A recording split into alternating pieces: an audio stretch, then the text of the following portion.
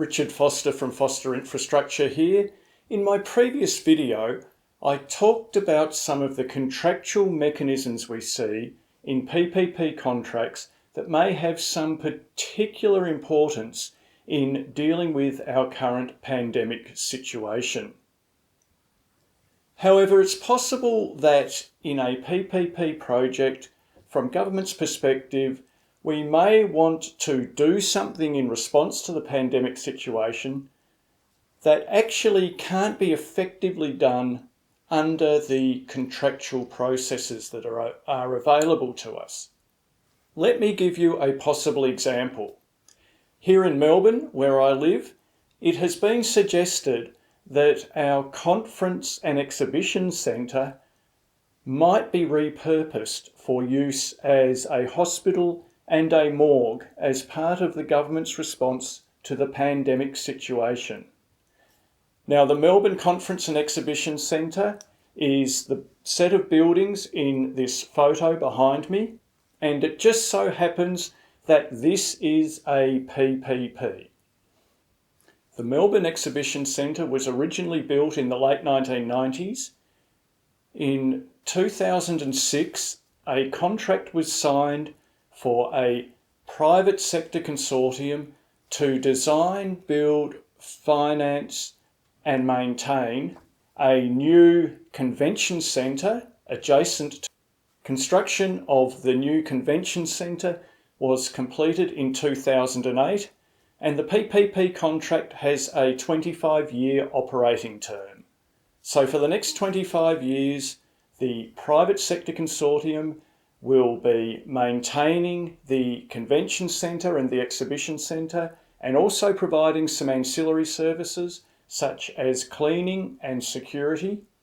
And from government, they will receive an availability payment based on the delivery of those services.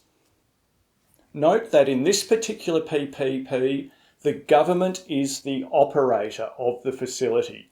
So it is the government that has been responsible for attracting conventions and exhibitions to the centre and for managing then the relationship and receiving the revenue from those exhibitions and those conventions. The private sector does, however, have a strongly aligned interest because the private sector has been able to undertake commercial developments adjacent to the convention centre and the exhibition centre, and the private sector's revenue from its commercial developments is highly dependent upon the number of people visiting the convention centre and the exhibition centre. So after commencing operations in 2008, this PPP has been running for a number of years, and it's actually undergone a major expansion. The expansion was completed in 2018. Naturally, with the restrictions on travel and non-essential business that have come in response to the COVID-19 pandemic, the convention and exhibition business is greatly affected. For the coming months, I would imagine there will be very little, if any, use of our convention and exhibition centre.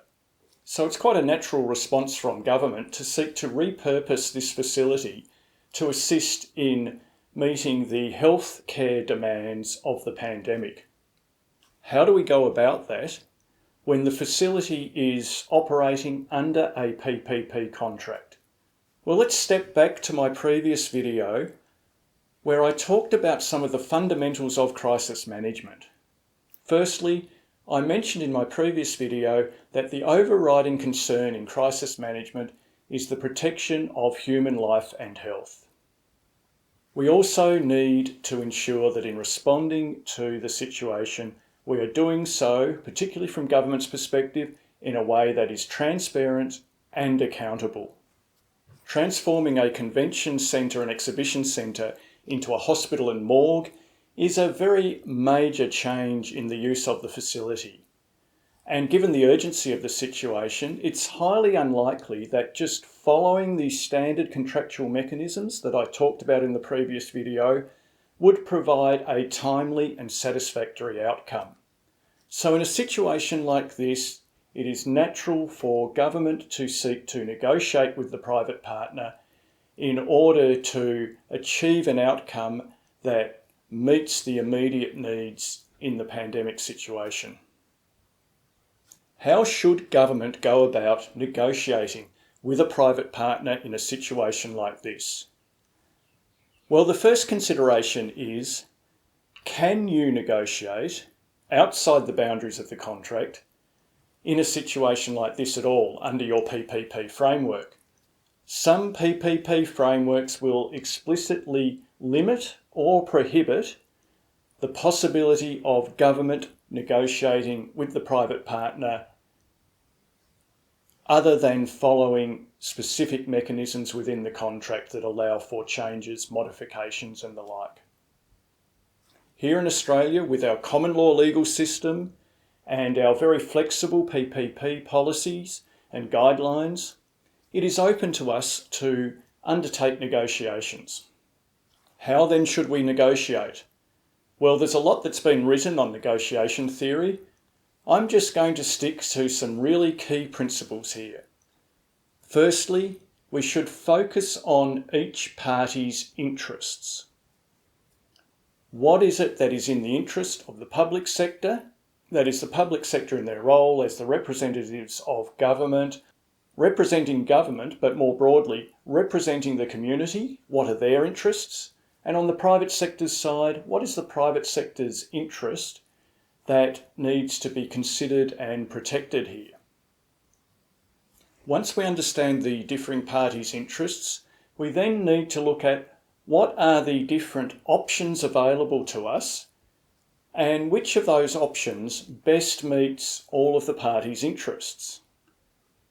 As part of this analysis, we should also consider what is our best alternative to a negotiated outcome, sometimes known as the BATNA, B-A-T-N-A, best alternative to negotiated outcome.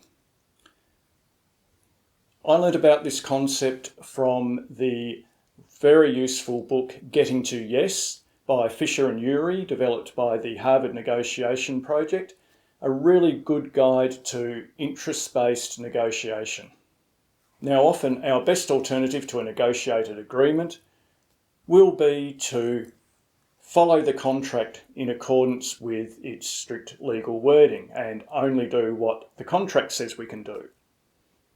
As I've already said, in this situation that's unlikely to offer us a useful outcome, and in fact we would probably, as part of that option, have to look at, rather than converting this convention centre into a hospital and a morgue, what other facilities are available for us in which we can do that. And we just let the convention centre PPP continue to run along as it does, but with no users for the time being.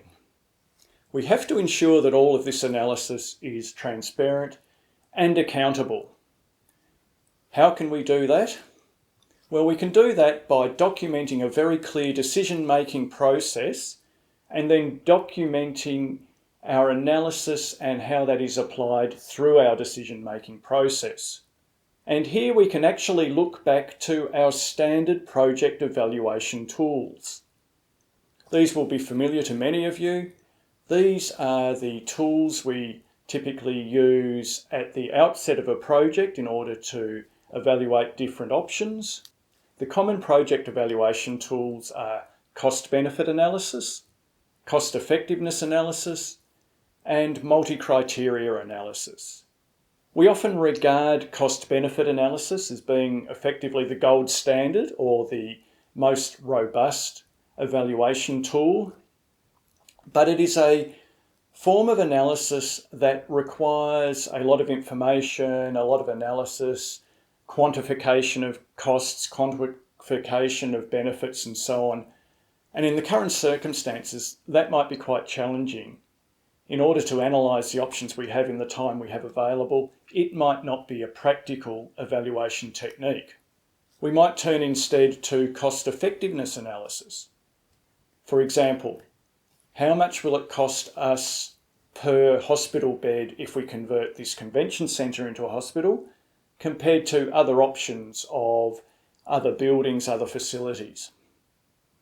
I'm not sure that cost effectiveness analysis is necessarily the best approach in this situation either. We're facing a multifaceted situation with the pandemic, and we also need to take into account things such as what will be the impact upon the PPP in the long term if we are now going to suddenly convert this convention centre into something very different, but only for a short period of time.